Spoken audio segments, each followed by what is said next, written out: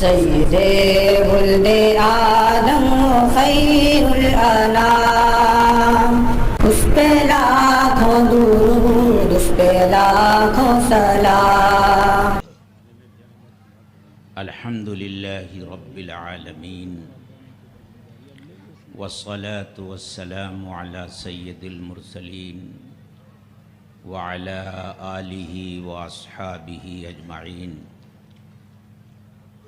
اما بعد فاعوذ باللہ من الشیطان الرجیم، بسم اللہ الرحمن الرحیم۔ ام کنتم شہداء اذ حضر یعقوب الموت اذ قال لبنیہ ما تعبدون من بعدی قالوا نعبد الہک والہ آبائک ابراہیم واسماعیل واسحاق الہا واحدا ونحن له مسلمون۔ صدق اللہ العظیم۔ وقال النبی صلی اللہ علیہ وسلم لمعاذ بن جبل رضی اللہ تعالی عنہ: وَأَنفِقْ عَلَىٰ عِيَالِكَ مِنْ طَوْلِكَ وَلَا تَرْفَعْ عَنْهُمْ عَصَاكَ أَدَبًا وَأَخِفْهُمْ فِي اللَّهِ، أو كما قال علیہ الصلاة والسلام۔ حضرات علماء کرام، بزرگان محترم اور معزز خواتین اسلام،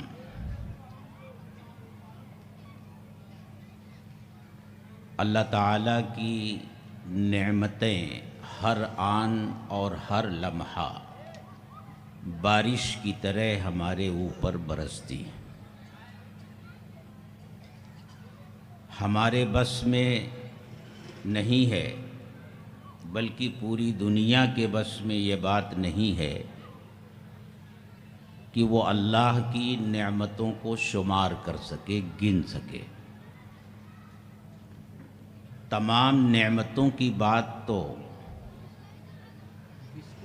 الگ رہی، اللہ کی صرف ایک نعمت میں جتنے پہلو ہوتے ہیں، جتنے گوشے ہوتے ہیں، ان گوشوں اور پہلوؤں کو بھی اگر انسان گننا چاہے تو اس کے بس کی بات نہیں۔ اللہ تعالیٰ نے فرمایا وَإِن تَعُدُّوا نِعْمَةَ اللَّهِ لَا تُحْصُوهَا، اگر تم اللہ کی ایک نعمت کو گننا چاہو، نعمتوں کو نہیں، نعمت اللہ کی ایک نعمت کو گننا چاہو تو تم اس کا احصاء نہیں کر سکتے، اس کو گن نہیں سکتے، تمہارے بس میں نہیں۔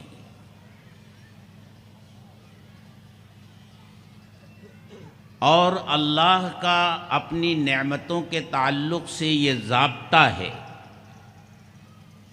کہ لَإِن شَكَرْتُمْ لَأَزِيدَنَّكُمْ وَلَئِن كَفَرْتُمْ إِنَّ عَذَابِي لَشَدِيدٌ۔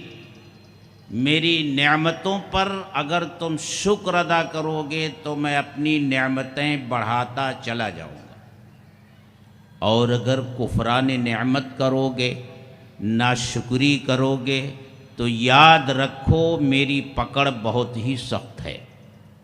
میں نعمتیں دے سکتا ہوں تو نعمتیں چھین بھی سکتا ہوں، یہ اللہ کا ضابطہ ہے۔ اور اس ضابطے کے مطابق اللہ تعالیٰ نے اس دنیا کی قوموں کے ساتھ معاملہ بھی فرمایا ہے۔ قرآن کریم میں ایسی قوموں کا تذکرہ ہے جنہیں اللہ تعالیٰ نے اپنی نعمتوں سے نوازا، لیکن جب انہوں نے ناشکری کی تو اللہ تعالیٰ نے ان کی اس طرح پکڑ فرمائی کہ اس دنیا سے ان قوموں کا نام و نشان بھی مٹا دیا۔ ان قوموں میں سے ایک بڑی قوم سبا ہے جو یمن میں رہتی تھی۔ اللہ تعالیٰ نے قرآن کریم میں پوری ایک سورت نازل فرمائی اس نام سے، اور اس میں اس قوم کا تذکرہ کیا، لقد كان لسبإ في مسكنهم آية جنتان عن يمين وشمال كلوا من رزق ربكم واشكروا له بلدة طيبة ورب غفور۔ یمن میں یہ قوم بستی تھی، بڑا خوشحال علاقہ تھا وہ۔ اللہ تعالیٰ نے ان کی رہنمائی فرمائی تھی اور انہوں نے پہاڑ کی آبادی میں ایک ڈیم تعمیر کیا تھا جہاں پانی کا ذخیرہ ہوتا تھا، اور اس ڈیم سے چھوٹی چھوٹی نہریں نکال کر کے اپنی زمین کو سیراب کیا تھا، جس کا نتیجہ تھا کہ ہمیشہ وہ علاقہ سرسبز و شاداب رہتا تھا۔ اس کی وجہ سے خوشحالی تھی، باغات کی کثرت تھی، پھلدار درختوں کی اتنی کثرت تھی کہ مفسرین لکھتے ہیں کہ کوئی آدمی اپنے سر پر خالی ٹوکری لے کر اگر ان درختوں کے نیچے سے گزرتا تھا، ایک کنارے داخل ہوتا تھا، جب دوسرے کنارے نکلتا تھا تو درختوں سے گرنے والے پھلوں سے وہ ٹوکریاں بھر جایا کرتی۔ قرآن نے کہا بلدۃ طیبہ، وہ پاکیزہ شہر تھا۔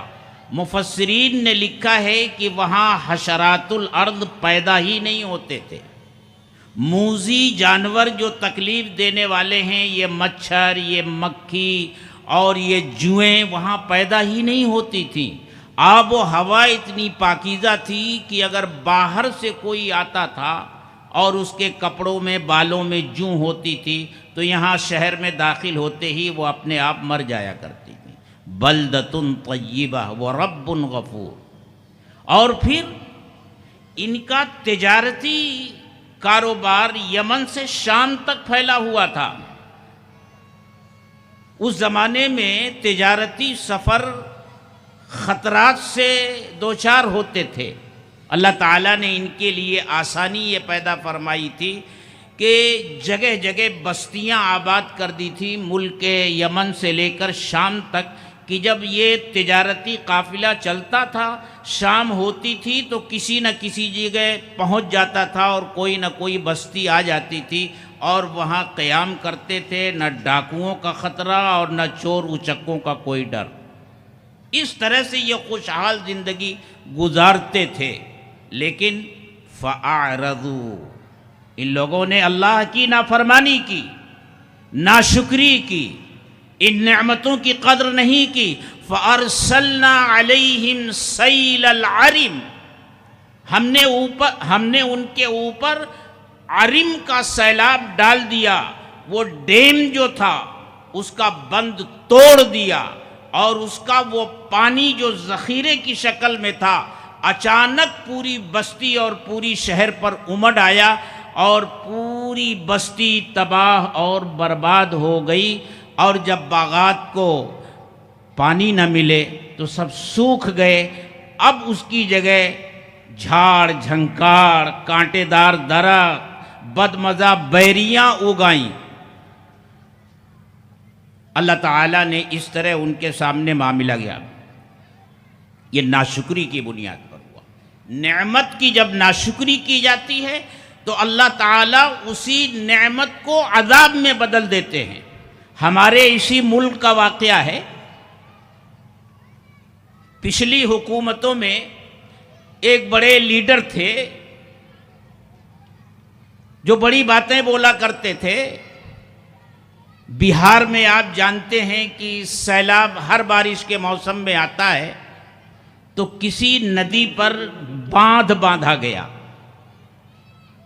جب وہ باندھ تیار ہو گیا تو اس کے افتتاح کے لیے یہ وزیر صاحب گئے اور وہاں بڑے بول بولے انہوں نے کہا اب ہم اسی طرح کے باندھ بہار کی ہر ندی پر باندھیں گے اور اب ہم فطرت کی زیادتیوں کو زیادہ دنوں تک برداشت نہیں کریں گے۔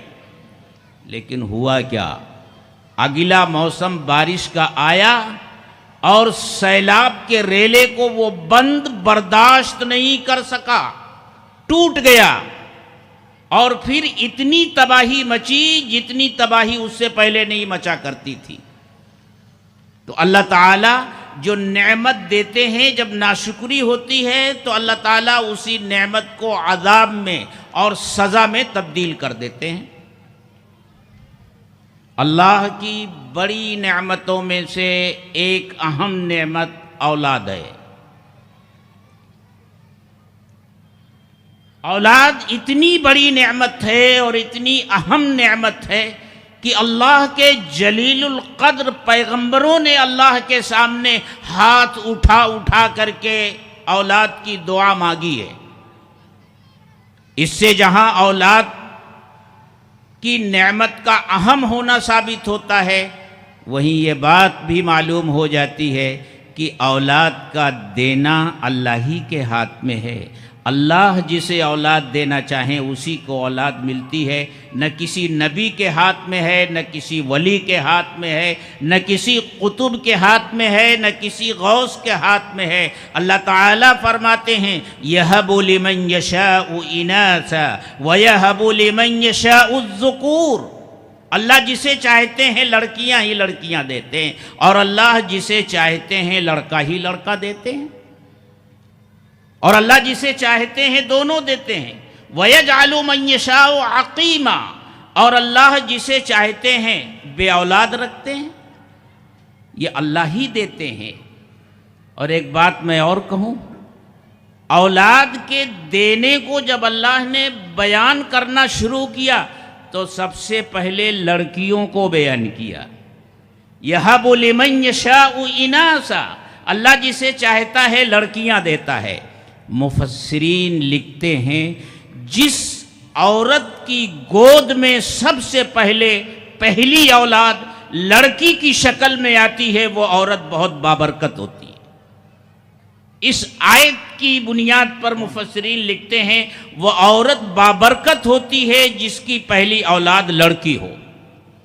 بہرحال اس موضوع پر میں نہیں جانا چاہتا کہ لڑکیوں کے ساتھ کیا معاملہ ہونا چاہیے اور آج کیا صورتحال ہے ہمارے معاشرے میں۔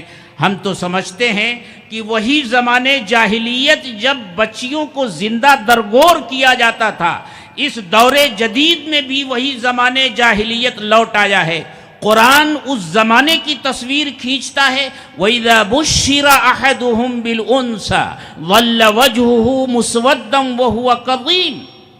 جب لڑکی کی پیدائش کی خبر دی جاتی ہے تو چہرہ کالا پڑ جاتا ہے، جیسے غموں کا پہاڑ ٹوٹ پڑا۔ آج بھی صورتحال وہی ہے۔ لڑکا پیدا ہوتا ہے تو فون شروع ہو جاتے ہیں، الحمدللہ لڑکا پیدا ہوا ہے، الحمدللہ لڑکا، اور لڑکی آتی ہے تو سناٹا ہے۔ کوئی پوچھتا ہے رے بھائی تمہارے گھر میں کچھ امید تھی، کیا ہوا؟ ہاں لڑکی پیدا ہوئی ہے۔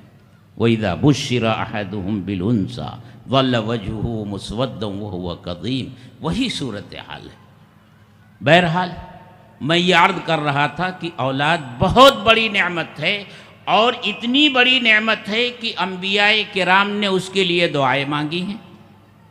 حضرت زکریا علیہ السلام کا واقعہ خود اللہ نے قرآن کریم میں بیان کیا ہے۔ بوڑھے ہو گئے تھے، اولاد نہیں تھی، وہ حضرت مریم علیہ السلام کی کفالت فرماتے تھے۔ بیت المقدس میں ایک جگہ ایک کمرہ تعمیر کروا دیا تھا جس میں حضرت مریم علیہ السلام رہا کرتی تھیں، اور ان کی دیکھ بھال کے لیے، ان کی ضرورتیں معلوم کرنے کے لیے یہ ان کے پاس جایا کرتے تھے۔ ان کے خالو تھے، حضرت مریم علیہ السلام کے خالو تھے حضرت زکریا علیہ السلام۔ اور جب حضرت مریم کے کمرے میں جاتے تو عجیب بات دیکھتے کہ بے موسم کا پھل وہاں رکھا ہوا ہے۔ ابھی موسم نہیں ہے اس پھل کا، لیکن وہ پھل وہاں موجود ہوتا تھا۔ اور اس زمانے میں یہ کولڈ اسٹوریج کا نظام تو تھا نہیں کہ بھئی ہر موسم میں ہر پھل ملے گا۔ وہاں تو جس پھل کا موسم ہوتا تھا اس موسم میں وہی پھل ملتا تھا، غیر موسم میں وہ پھل ملتا نہیں تھا، لیکن جب اس میں داخل ہوتے تھے تو دیکھتے تھے کہ بغیر موسم کا پھل موجود ہے۔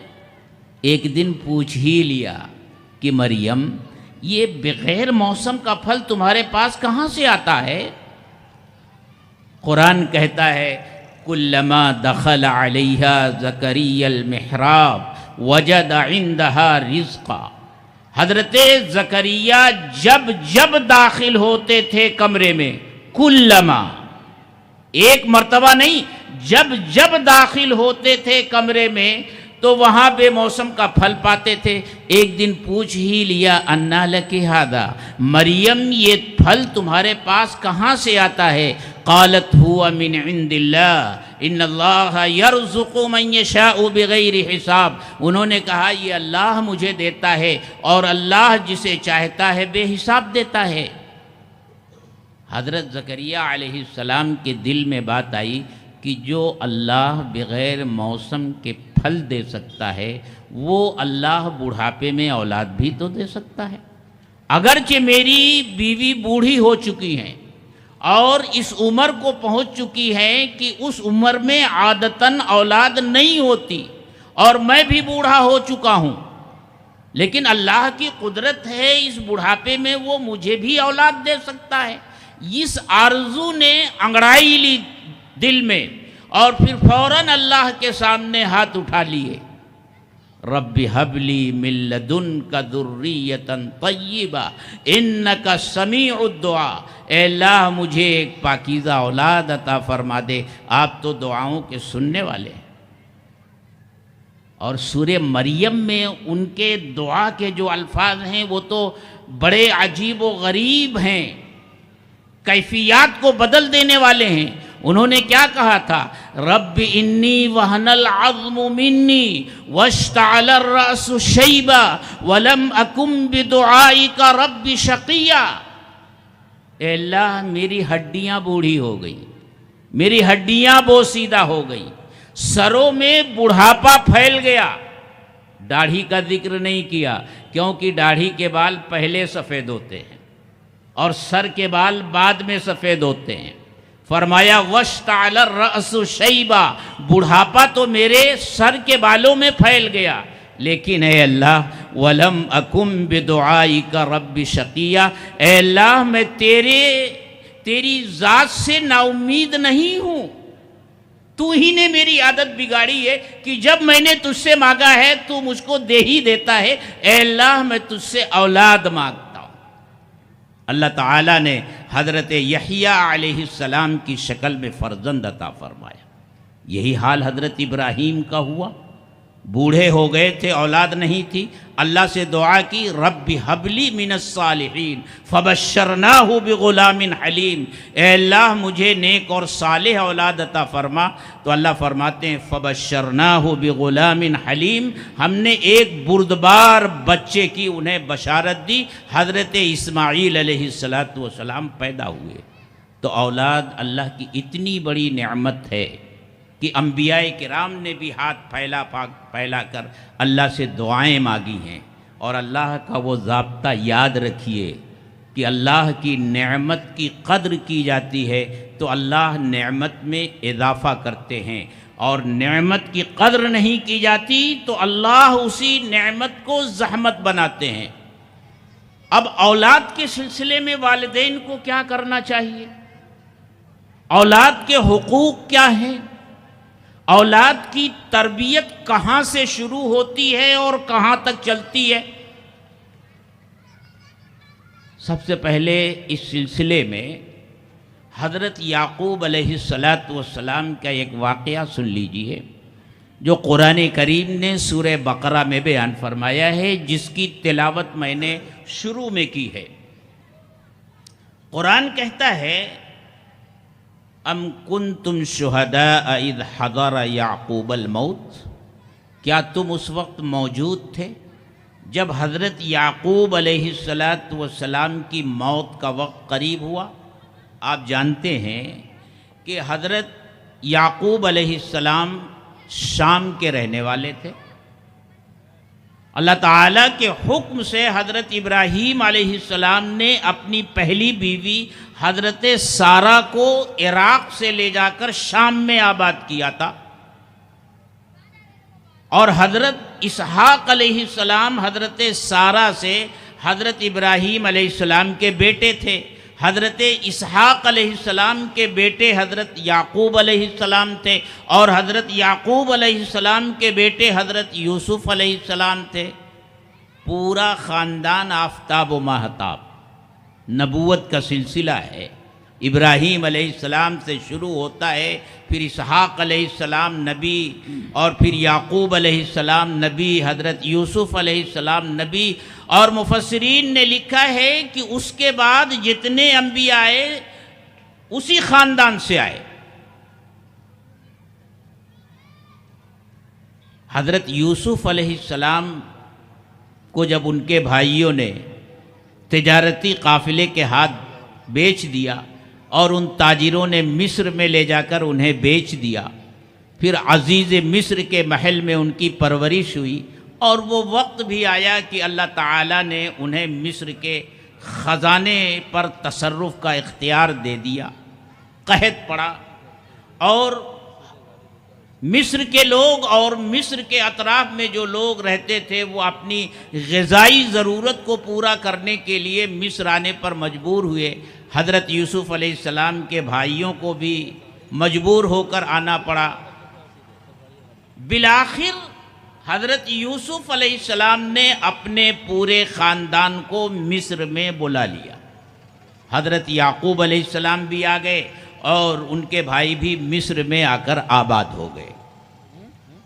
پورا مصر، اس میں بت پرستی اور ستاروں کو پوجنے والے لوگ زیادہ تھے۔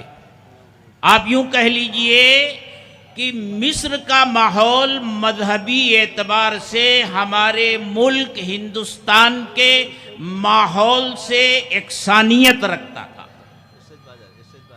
وہ لوگ جو ستاروں کو پوجتے تھے، جو مورتیوں کو پوجتے تھے، جو اللہ کو چھوڑ کر دوسرے معبودان کی پرستش کرتے تھے، ان کی تعداد زیادہ تھی۔ اللہ کی عبادت کرنے والا صرف یہی ایک خاندان تھا۔ اب ظاہر سی بات ہے، انہی لوگوں کے ساتھ اٹھنا بیٹھنا، انہی لوگوں کے ساتھ لین دین کرنا، انہی لوگوں کے ساتھ تجارت کرنا، انہی لوگوں کے ساتھ معاملات کرنا، ہمارے بنی اسرائیل کے بچے ان کے بچوں کے ساتھ تفریح گاہوں میں، کھیل کے میدانوں میں، بازار میں، اس طرح کا اختلاط تھا۔ ٹھیک وہی صورتحال جو آج ہمارے ملک میں ہے۔ ہم یہاں اقلیت میں ہیں، ہمارے بچے اسکولوں میں جاتے ہیں، وہاں دوسرے مذہب کے ماننے والے بچے بھی ہوتے ہیں، کالجوں میں جاتے ہیں وہاں بھی ہوتے ہیں، یونیورسٹیوں میں جاتے ہیں وہاں بھی ہوتے ہیں، بازاروں میں ہم جاتے ہیں وہاں بھی ہوتے ہیں، کاروبار جن لوگوں سے ہم کرتے ہیں ان میں اپنے بھی ہوتے ہیں، ہمارے دوسرے برادران وطن بھی ہوتے ہیں۔ اس طرح ملنا جلنا ہوتا ہے، اور جب اس طرح ملنا جلنا ہوتا ہے تو فطری طور سے آدمی ایک دوسرے سے متاثر ہوتا ہے، اثر قبول کرتا ہے۔ حضرت یعقوب علیہ السلام نے اپنی نظروں سے یہ منظر وہاں دیکھا، اور اب ان کا آخری وقت ہے، اس دنیا سے تشریف لے جا رہے ہیں، تو انہوں نے اپنے پورے خاندان کے لوگوں کو جمع کیا، بیٹوں کو جمع کیا، پوتوں کو جمع کیا، نواسے نواسیوں کو اور پوتیوں کو جمع کیا، بہوؤں اور بیٹیوں کو جمع کیا، پورے خاندان کو جمع کر کے حضرت یعقوب علیہ السلام نے اپنے خاندان کے لوگوں سے ایک سوال کیا کہ اے میرے خاندان کے لوگوں، اے میرے بچوں، اے میرے گھر کی عورتوں، اب میں اس دنیا سے جا رہا ہوں، لیکن جاتے جاتے میں تم سے ایک سوال کرنا چاہتا ہوں اور تمہاری طرف سے ایک جواب چاہتا ہوں، میں ایک اطمینان لے کر جانا چاہتا ہوں۔ حضرت یعقوب علیہ السلام نے اس وقت جو گفتگو کی تھی، قرآن کریم نے اسی گفتگو کو سورہ بقرہ میں پہلے پارے کے آخر میں نقل کیا ہے۔ فرماتا ہے ام کنتم شہداء اذ حضر یعقوب الموت، کیا تم لوگ اس وقت موجود تھے جب حضرت یعقوب علیہ السلام کی موت کا وقت قریب ہوا؟ اذ قال لبنیہ ما تعبدون من بعدی، جب انہوں نے اپنی اولاد سے کہا کہ مجھے یہ بتاؤ، میرے چلچلاؤ کا وقت ہے، مجھے یہ بتاؤ میرے بعد تم کس کی عبادت کرو گے؟ کیا تم حضرت ابراہیم علیہ السلام کے دین پر قائم رہو گے؟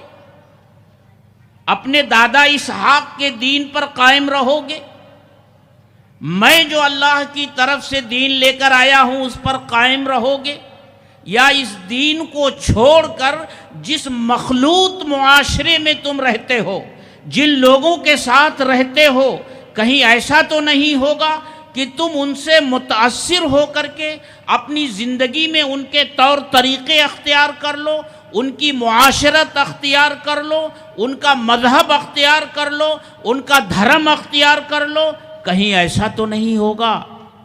ما تعبدون من بعدی، میرے بعد کس کی عبادت کرو گے؟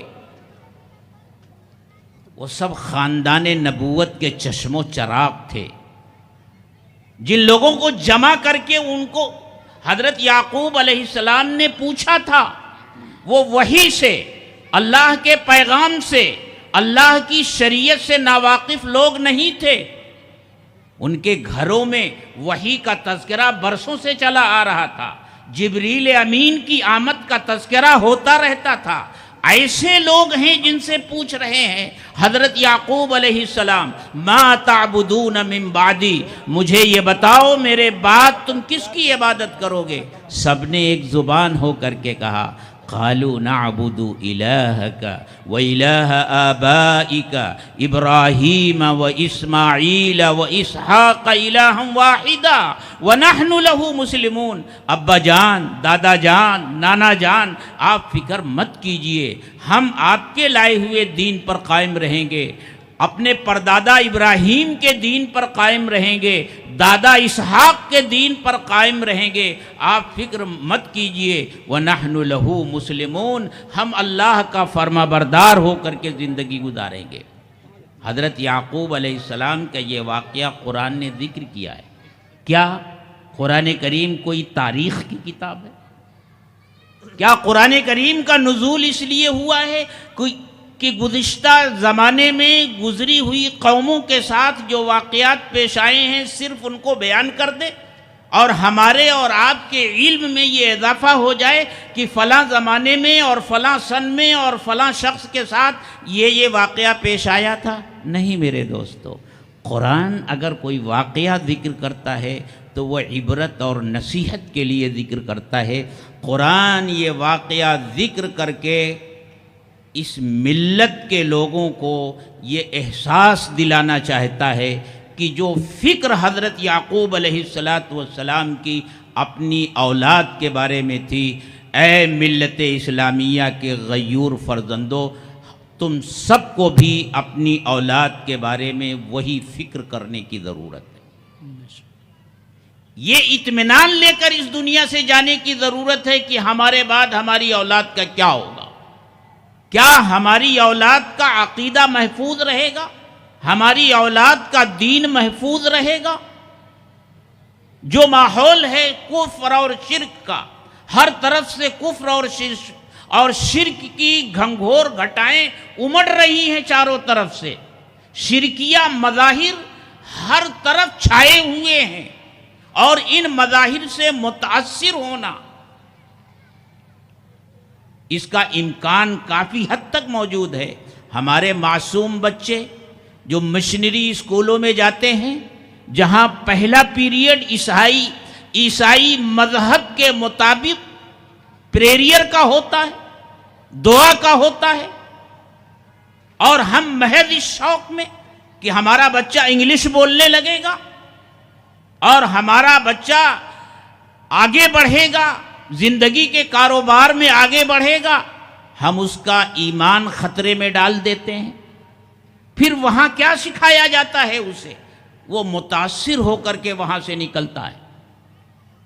تو جو فکر حضرت یعقوب علیہ السلام کی اپنی اولاد کے بارے میں تھی، وہی فکر ہر ایمان والے کو اپنی اولاد کے بارے میں کرنی چاہیے۔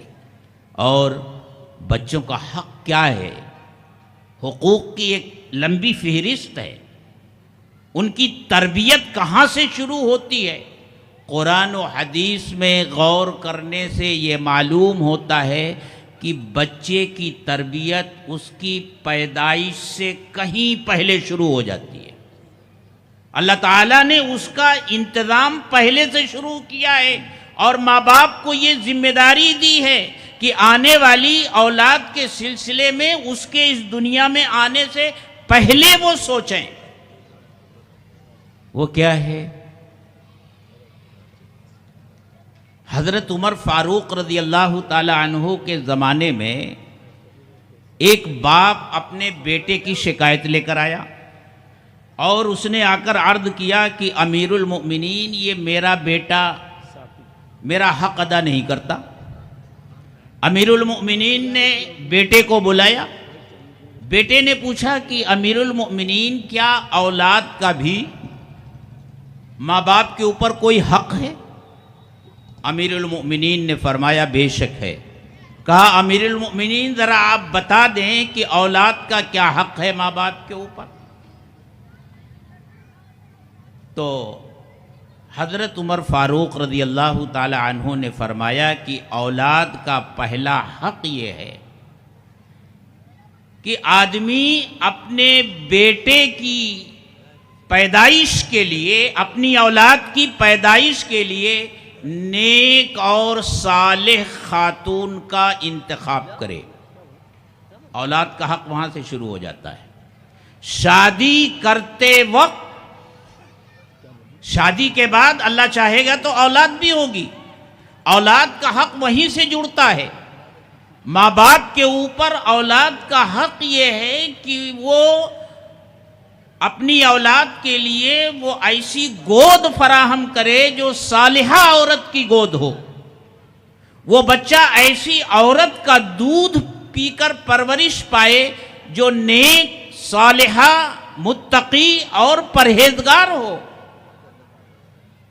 عرض کیا امیر المؤمنین، دوسرا حق کیا ہے؟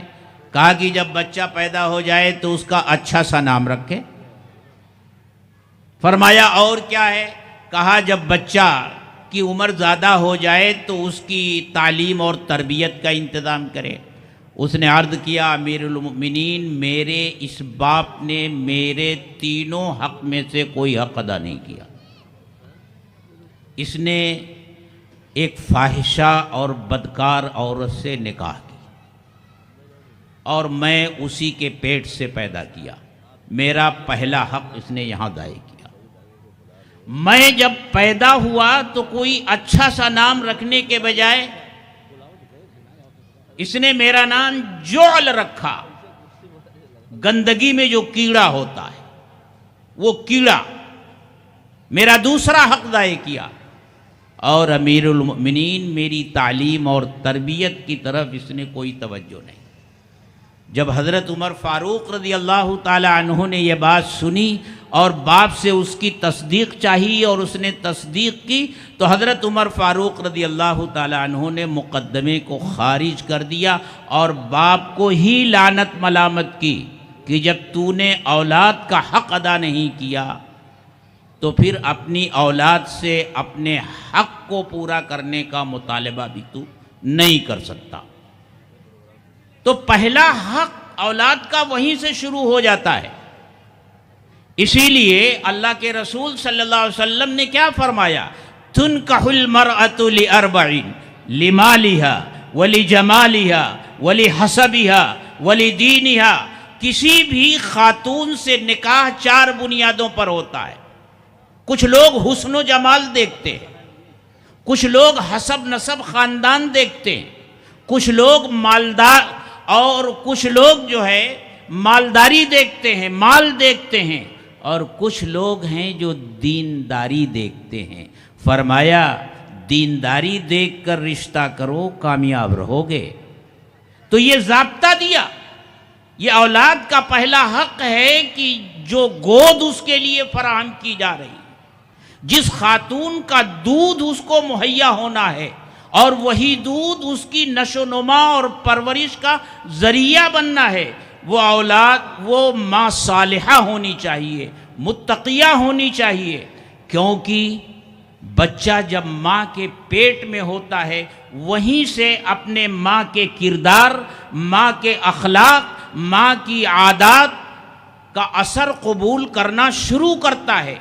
بچے کے پیٹ میں ماں کی رگوں میں ابلنے والا صرف خون نہیں جاتا، بلکہ اس خون کی دھار کے ساتھ ماں کا اخلاق بھی جاتا ہے، ماں کے طور طریقے بھی جاتے ہیں، ماں کے عادات بھی جاتے ہیں. اگر وہ نمازی ہے، متقی ہے، پرہیزگار ہے، خوف خدا رکھنے والی ہے، تو یہ ساری صفات خون کی دھار کے ساتھ رحم مادر میں بچے کی طرف منتقل ہوتی ہیں. اور جب بچہ پیدا ہوتا ہے اور ماں اس کو دودھ پلاتی ہے تو دودھ کی دھار کے ساتھ یہ ساری خوبیاں، یہ سارے کمالات بچے کی طرف منتقل ہوتے ہیں. اس لیے پہلا حق بچے کا یہ ہے کہ اس سے صالحہ ماں فراہم کی جائے.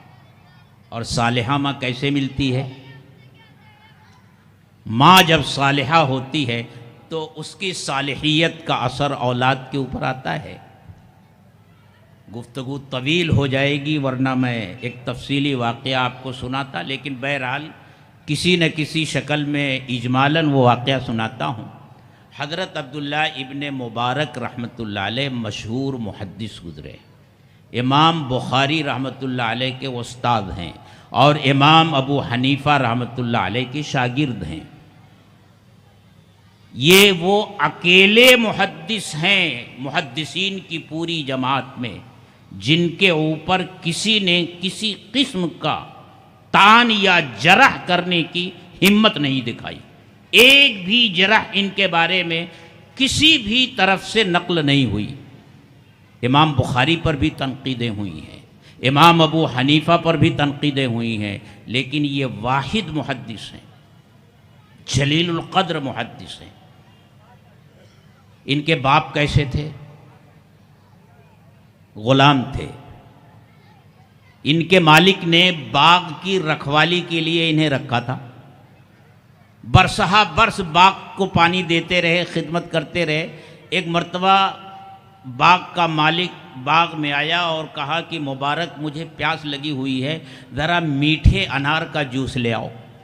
وہ گئے، ایک گلاس لے آئے. اس نے پیا تو وہ میٹھا ہونے کے بجائے ترش نکلا، کھٹا نکلا.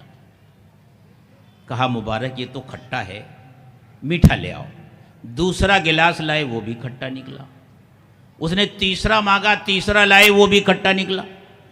اب وہ ناراض ہو گیا. اس نے کہا مبارک اتنے برسوں سے تم میرے باغ میں رہتے ہو، کیا تمہیں یہ معلوم نہیں کہ کس درخت کا پھل میٹھا ہے اور کس کا ترش ہے؟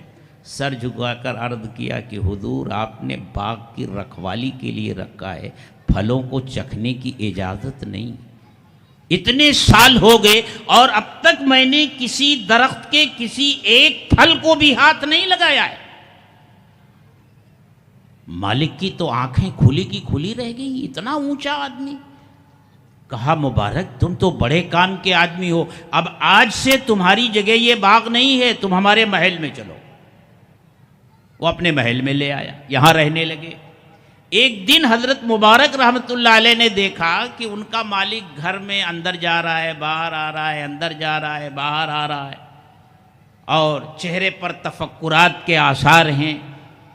ان سے رہا نہیں گیا اور انہوں نے پوچھ ہی لیا کہ حضور میں ایک غلام ہوں، میری یہ جرأت اور جسارت تو نہیں ہونی چاہیے کہ میں آپ کے معاملات میں دخل دوں، لیکن میں آپ کو پریشان دیکھ رہا ہوں، میں اس پریشانی کی وجہ جاننا چاہتا ہوں، اگر مجھ سے ہو سکے گا تو میں کچھ کروں گا. اس نے کہا مبارک تم صحیح کہتے ہو، میری ایک ہی بیٹی ہے، کوئی نرینہ اولاد نہیں، اور وہ میری بیٹی انتہائی نیک، صالح پرہیزگار ہے اور انتہائی خوبصورت ہے. رشتوں کی بھرمار ہے، ہر طرف سے رشتے آئے ہوئے ہیں، امیروں کے رشتے، شہزادوں کے رشتے، بڑے بڑے لوگوں کے رشتے آئے ہوئے ہیں. میں اور میری بیوی فیصلہ نہیں کر پا رہے ہیں کہ ان رشتوں میں سے کس رشتے کو قبول کریں. یہی پریشانی ہے. حضرت مبارک رحمۃ اللہ علیہ نے فرمایا کہ حضور بس اتنی سی بات ہے، میرا مشورہ اگر مانے تو میں ایک بات عرض کروں. کہا مبارک کہو. فرمایا دیکھیے حضور، اس دنیا میں رشتہ طے کرنے کے لوگوں نے اپنے اپنے ضابطے اور معیار بنا رکھے ہیں.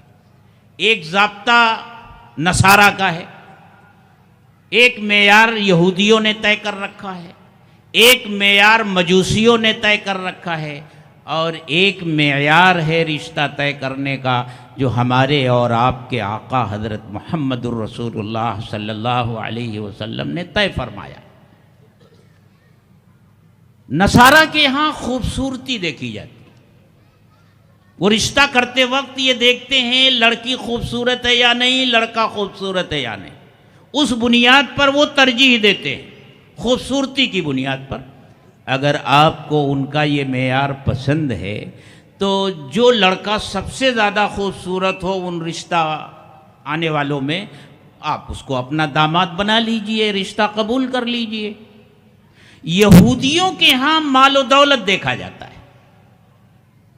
جو زیادہ مالدار ہوتا ہے اس کے ساتھ ان کے ہاں رشتہ ہوتا ہے. لڑکی سے رشتہ کرتے وقت لڑکے والے مال دیکھتے ہیں اور لڑکی والے لڑکے کا مال دیکھتے ہیں، مالداری کی بنیاد پر رشتہ طے کرتے ہیں.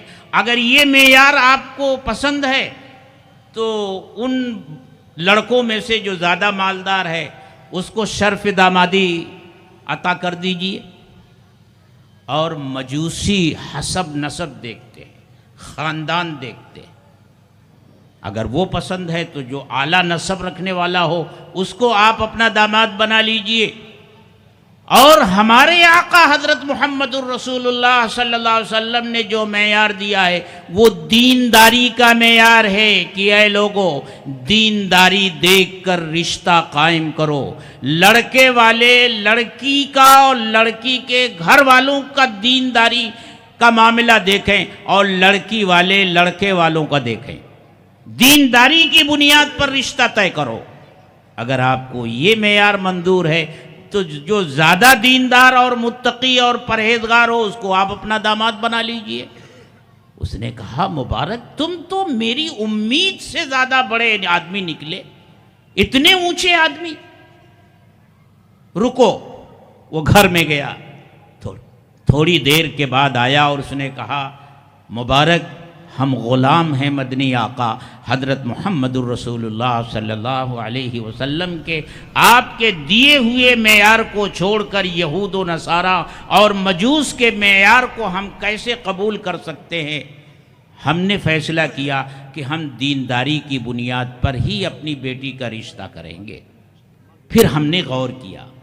مبارک جتنے رشتے آئے تھے ان پر غور کیا، لیکن میری بیوی اور میری بچی کا بھی یہ فیصلہ ہے کہ جتنے رشتے آئے ہیں ان میں ایک سے ایک دیندار موجود ہیں، لیکن جو تمہارا حال ہے وہ کسی کا نہیں.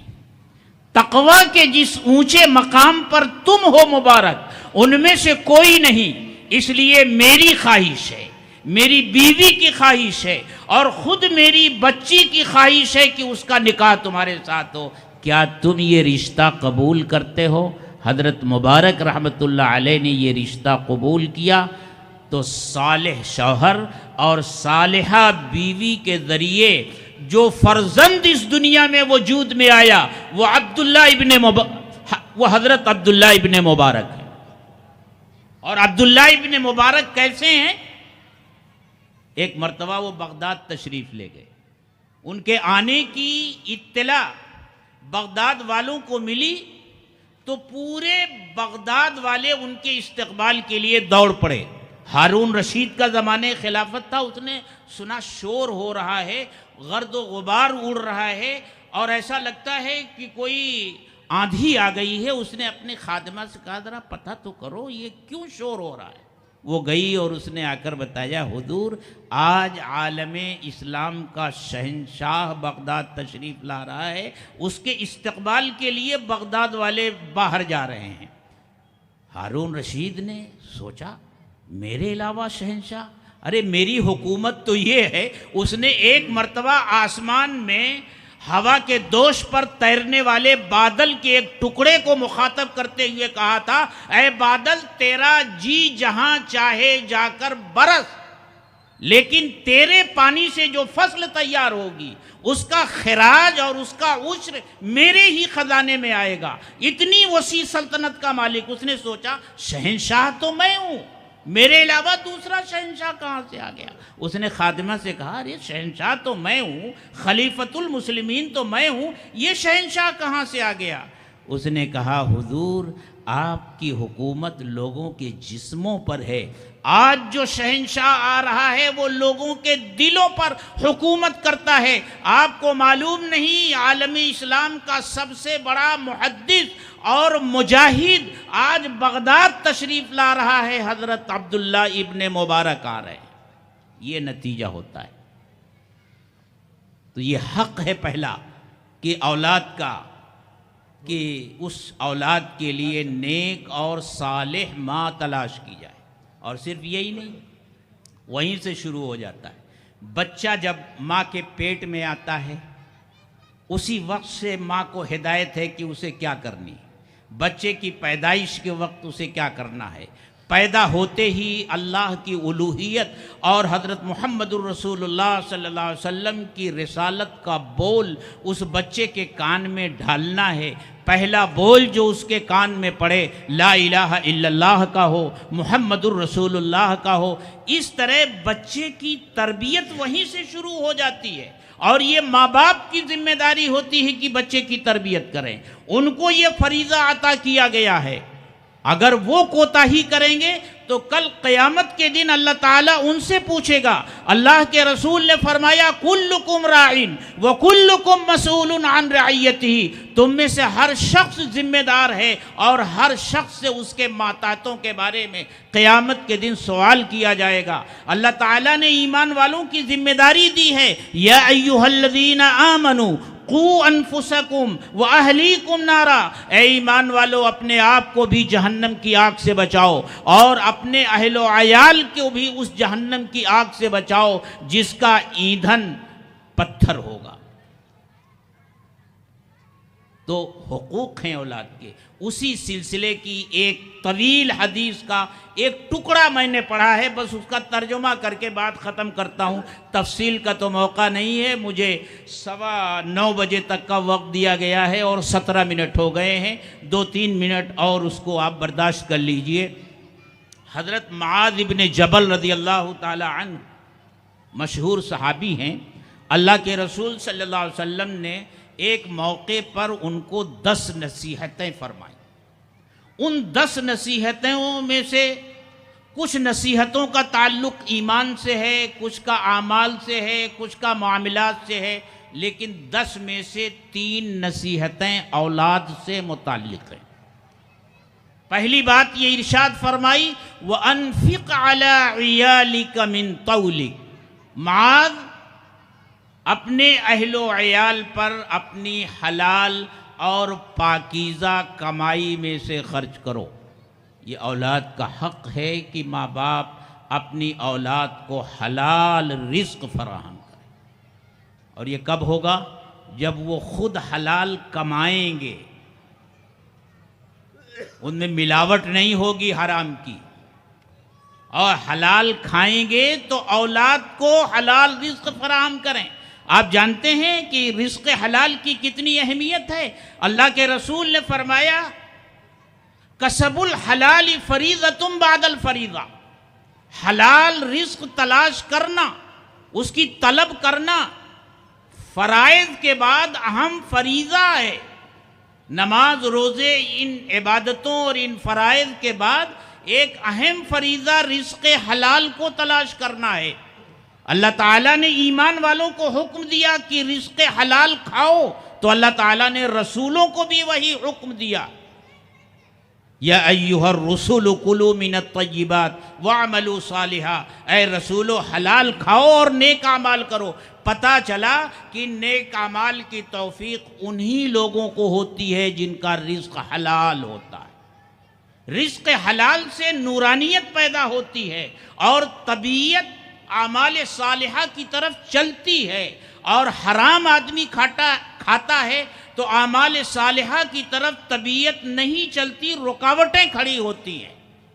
تو پہلا حق اپنے اہل و عیال کو رزق حلال کھلاؤ۔ دوسرا کیا؟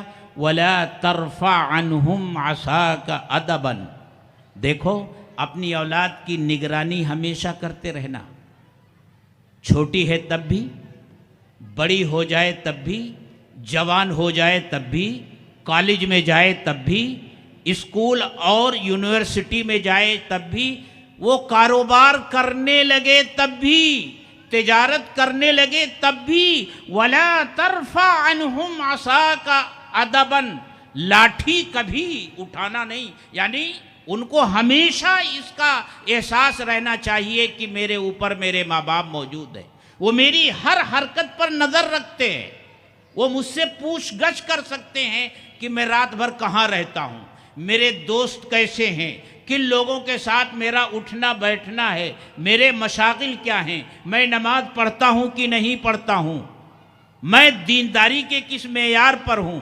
یہ لاٹھی ہمیشہ ہاتھ میں رکھنا دراصل یہ کنایہ ہے اس بات سے کہ ماں باپ کو اپنی اولاد پر نگرانی رکھنی چاہیے۔ کیسی نگرانی؟ صحابہ جیسی رکھتے تھے۔ حضرت عبداللہ ابن عمرو ابن عاص رضی اللہ تعالیٰ عنہ مشہور صحابی ہیں، ان کے باپ ہیں حضرت عمرو ابن عاص۔ انہوں نے اپنے بیٹے کی شادی کر دی، بیٹا اس کے اندر اللہ کا خوف تقوی اتنا غالب تھا کہ وہ اپنی بیوی کی طرف سے غافل رہنے لگا۔ باپ نے محسوس کر لیا کہ بیٹا جو ہے بیوی کا جو حق ہوتا ہے صحیح معنوں میں وہ ادا نہیں کر رہا ہے، یہ تو دن بھر روزے رکھتا ہے اور رات بھر نفلیں پڑھتا ہے، تو بیوی کا حق کیا ادا کرے گا؟ ان کو جب یہ محسوس ہوا تو انہوں نے مناسب یہ سمجھا کہ بجائے خود اپنے بیٹے کو سمجھانے کے اللہ کے رسول صلی اللہ علیہ وسلم سے جا کر یہ صورتحال عرض کی۔ اللہ کے رسول صلی اللہ علیہ وسلم نے ان کو بلایا اور ان سے کہا، عبداللہ ابن عمرو، ان لنفسک علیک حقا، ان لعینیک علیک حقا، عبداللہ تمہارے نفس کا تمہارے اوپر حق ہے، تمہاری آنکھوں کا تمہارے اوپر حق ہے، ان لجسدک علیک حقا، تمہارے جسم کا تمہارے اوپر حق ہے، اور عبداللہ تمہاری بیوی کا بھی تمہارے اوپر حق ہے۔ یہ نگرانی رکھتے تھے۔ اور آج ہم کیا کرتے ہیں؟ بچہ چھوٹا ہے اور بڑا ہو گیا، کیا کریں، بچہ بڑا ہو گیا، وہ اپنے کنٹرول میں نہیں رہا، اپنے قابو میں نہیں رہا، کچھ نظر نہیں رکھتے۔ تو دوسری ذمہ داری یہ ہے، نظر رکھنے کی ذمہ داری ہے۔ اور آخر فرمایا وَأَخِفْهُمْ فِي اللَّهِ، اور اپنی اولاد کے دلوں میں اللہ کا خوف پیدا کرو، اللہ کی خشیت پیدا کرو، اپنی اولاد کا تعلق اللہ سے جوڑو، اولاد کا رشتہ اللہ سے جوڑو، بجائے اس کے کہ اس کو گناہوں کی دنیا میں ڈھکیل دو، اس کے ہاتھ میں موبائل دے کر کے اور گناہوں کی دنیا کے حوالے کر دو۔ ٹی وی کی اسکرین پر خود بھی ناچ گانے دیکھو، اور مائیں اپنی گود میں اپنی اولاد کو بیٹھا کر کے ان فحش مناظر سے اس کا رشتہ قائم کریں، بجائے اس کے اولاد کے دل میں اللہ کا خوف اور اللہ کی خشیت پیدا کرو۔ بس ایک چھوٹا سا واقعہ سنا کر بات ختم کرتا ہوں، طویل ہو جائے گی۔ حضرت خواجہ قطب الدین بختیار کاکی رحمۃ اللہ علیہ کا واقعہ ہے کہ جب وہ پیدا ہوئے تو ماں باپ نے سوچا کہ بھئی اس بچے کی تربیت کیسے کی جائے، اللہ کے ساتھ اس کا رشتہ کیسے جوڑا جائے۔ تو انہوں نے ایک پلان بنایا۔ حضرت خواجہ جب مکتب سے پڑھ کر آتے تھے تو ان کی والدہ روٹی پکا کر گھر کے کسی ایک گوشے میں رکھ دیتی تھی، اور جب وہ کھانا مانگتے تھے تو کہتی تھی بیٹا اللہ سے مانگو اللہ دیں گے. تو پوچھتے کہ ماں اللہ سے کیسے مانگا جاتا ہے؟ تو ماں کہتی بیٹا وہ مصلی پڑا ہوا ہے اس کو بچھاؤ اور اس پر بیٹھ کر کہو اے اللہ میں مکتب سے پڑھ کر آیا ہوں، میں بھوکا ہوں، میں پیاسا ہوں، مجھ کو بھوک لگی، اے اللہ مجھے کھانا دے دے. یہ دعا مانگ کر کے پھر گھر میں تلاش کرو، کہیں نہ کہیں تم کو روٹی مل جائے گی، اللہ دے دے گا. وہ روٹی تو پہلے سے رکھی رہتی تھی. اس طرح سلسلہ شروع ہوا اور ان کو روٹی اور کھانا ملتا رہا. ان کا یقین اللہ کی ذات پر بنتا چلا گیا کہ اللہ ہی دیتا ہے، بس اللہ سے مانگنے کی ضرورت ہے، اللہ ہی دیتا ہے. بس ایک دن آزمائش کا دن آ ہی گیا.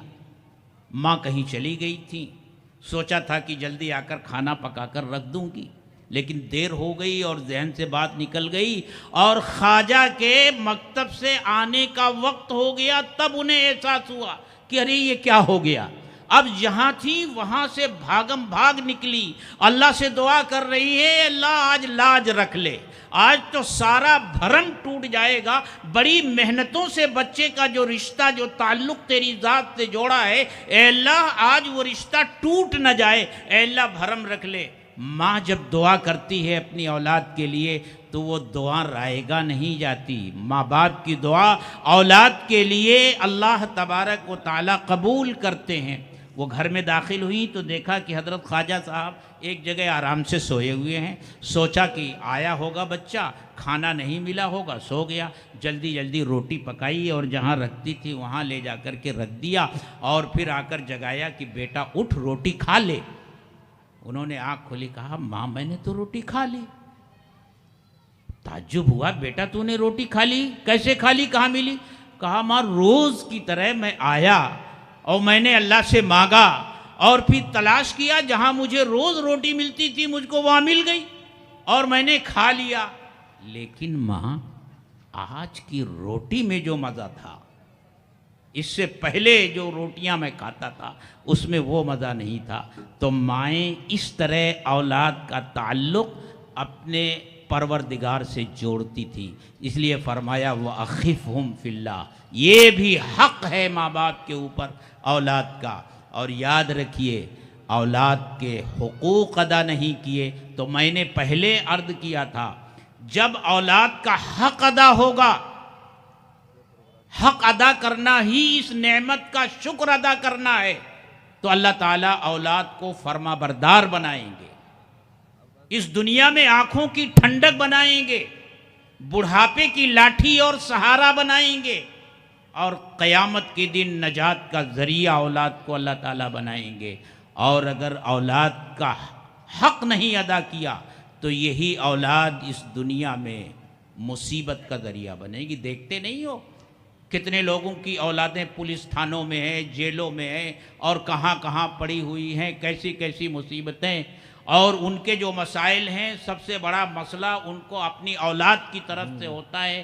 یہ سب اللہ کا قانون ہے. لَإِن شَكَرْتُمْ لَأَزِيدَنَّكُمْ وَلَئِن كَفَرْتُمْ إِنَّ عَذَابِي لَشَدِيدٌ. میری نعمتوں کا شکر ادا کرو گے میں نعمتیں بڑھاتا چلا جاؤں گا، ناشکری کرو گے تو یاد رکھو میری پکڑ بہت سخت ہے. وآخر دعوانا